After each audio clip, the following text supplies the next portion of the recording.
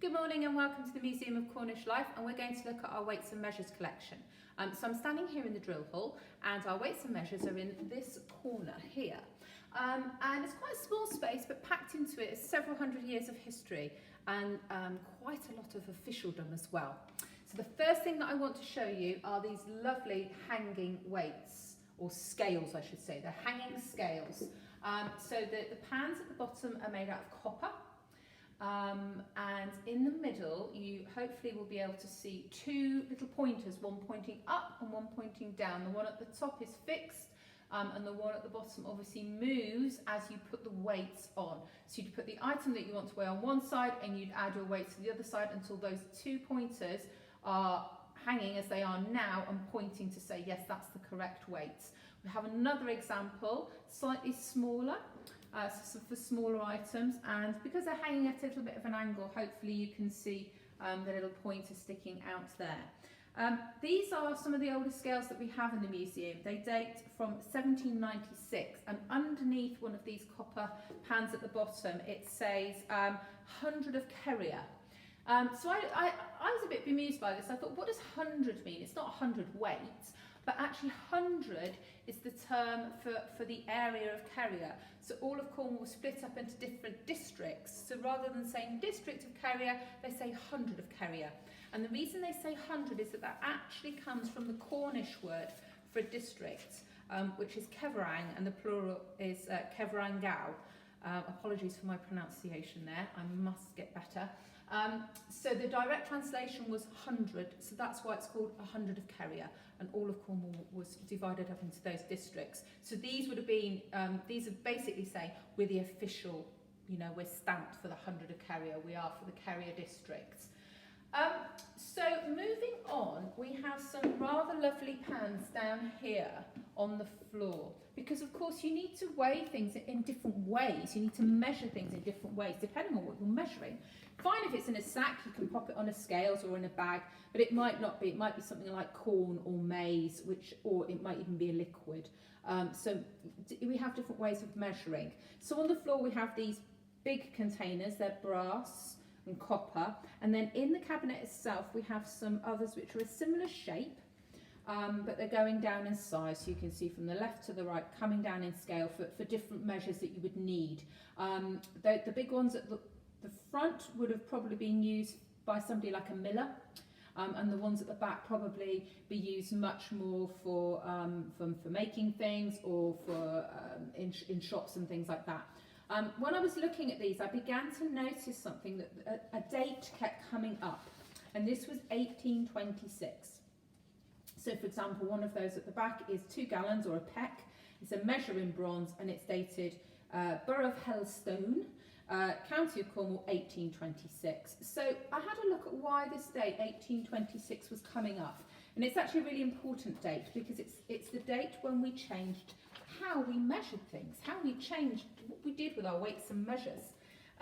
So before 1826, we'd used a very old system, which was called the Winchester Standard, which was instigated in the 15th century by Henry VII. But in 1826 we moved to the imperial weights and measures. As I said, these are all dated from that year, most of them, some from a couple of years later, but everybody from 1826 would have had to have brought all of their weights and measures and check them against these to make sure that they were correct. You can see in the left hand side of the cabinet we've got some beautiful weights, really. The one on the left is huge. It's a 56 pound weight, which is basically half 100 weight, so that's really heavy. Down to quite small ones, kind of 4-pounders. And then again, in this lovely cabinet, I don't know if you can see if our camera comes in a bit closer. We've also got some really lovely pewter jugs that would have been used, obviously, for measuring liquids and things like that. But also you needed to take your measuring apparatus with you, because of course we had to measure everything. Things didn't come in pre-packaged like they do now, so every time you bought something, every time you wanted to use something that needed to be measured, you needed to have a way of measuring, so they did need to be portable. And in the case we have some really tiny little scales that would have been used for for weighing really small items. So we have some right down here. Again, you do see these nowadays. They're still used usually by jewellers actually. So and also, of course, the other thing you need to do is check the weight of your money to make sure that your money was the value that you thought it was. So these are often used for money as well. And as you can see, there's some really nice little cases to carry them in. And just the back, the beautiful box there that says Borough of Helston. If you notice, it has a lock. And again, weights would have been kept in there and would have been kept under lock and key. Because it was a very important job to make sure the weights and measures were correct. At the back we have a really lovely poster. It says Borough of Helston Weights and Measures Notice Comparing and Stamping. So this was to make sure that the weights that you had were comparable to the official ones, and then they would be stamped as well to make sure that they were correct. This was done quite regularly. It would have been done across the county, across the country. Obviously, I'm not implying that anybody was shortchanging, but you know, got to make sure. And then on the left, we have a really beautiful little scales. This would have been used in a scientific setting. As you can see at the top, it's quite intricate. So you can really adjust this scale to get a really accurate reading. So this would have been used, as I said, in a scientific setting, maybe for making medicines, things like that, because you need to make sure your quantities are absolutely right.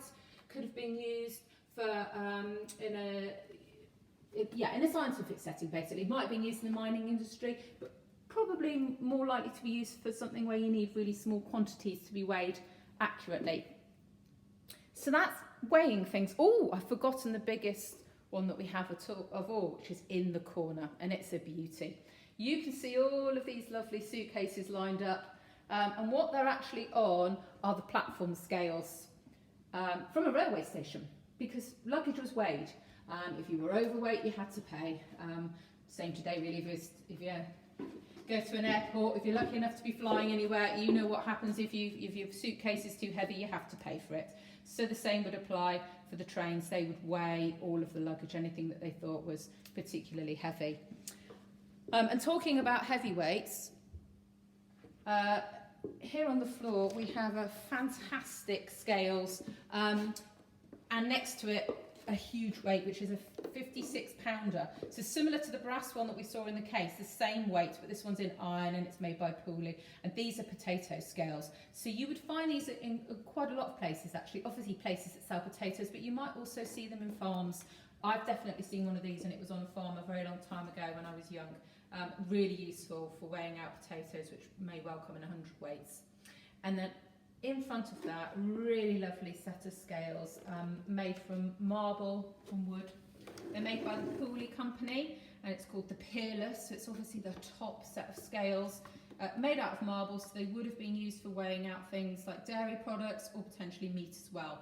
And I think quite interesting is that these scales are made by Pooley.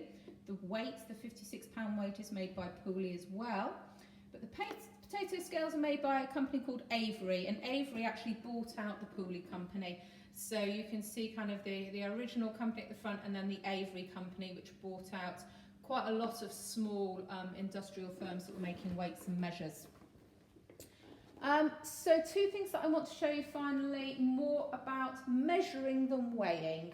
Hopefully you can see right at the back of our collection this beautiful long stick, which has got some numbers in red and then some little black squares, and this is the Borough yardstick. So this would have been used to check that the measures being used by the local tradesmen were accurate. Really important, especially if somebody's building you a house. You want to make sure it's right. So this is, and again this is stamped 1826. So again, this really important date when our measuring system changed. So this is the Borough one. So if it doesn't measure up to this, it's not right. And then the final item, which I think is probably one of my favourite items, is this chain. It's called a measuring chain, and as you can see, it has a handle at the end, at one end, and then you have these straight links, these straight bars, and then 3 links between each bit. Each bit of the chain is used for measuring, and it's incredibly long. It goes all the way up and hangs underneath our staircase. So it's quite phenomenal. And this is actually called, this is actually a Gunter's measuring chain. It was invented in 1620 by an English clergyman and mathematician called Edward Gunter. And it's used for measuring land. There are 100 links in a chain like this. Now, I haven't counted them all, but I'm fairly sure there's 100 links in this one. And what was clever about this is that it was devised to bring two systems of measuring together. So there was a previous traditional measuring system in England that was based around the number 4, and Gunter wanted to find a way of using their newer system of the decimal 10 system. So this enables you to measure and to combine those ways of measuring and to express that in the terms of acres. Now, the reason that this is important is that, of course, records go back a very long way, and if the way that the measurements are expressed are different, you might then start to have some arguments about how much land actually belongs to a certain person. So it's important that the ways of measuring land remain the same or in acreages. So this is the chain that they would use. You could still want to use one of these today. It would still work beautifully. It works really well if you've got a flat area of land. If it's on a hilly area of land, you have to kind of level it up. So I imagine in the Helston area, that would have been quite tricky, and I think it'd be quite entertaining to watch somebody trying to measure using one of these. Quite hard work, but still incredibly accurate. I hope you've enjoyed your visits to our weights and measures area of the museum, and hopefully when we're open again, you'll be able to come and see all of these things for yourself. I think they're really fascinating, sometimes overlooked, but actually hold a great deal of history about Cornwall and about Great Britain as a whole. So thank you for joining me.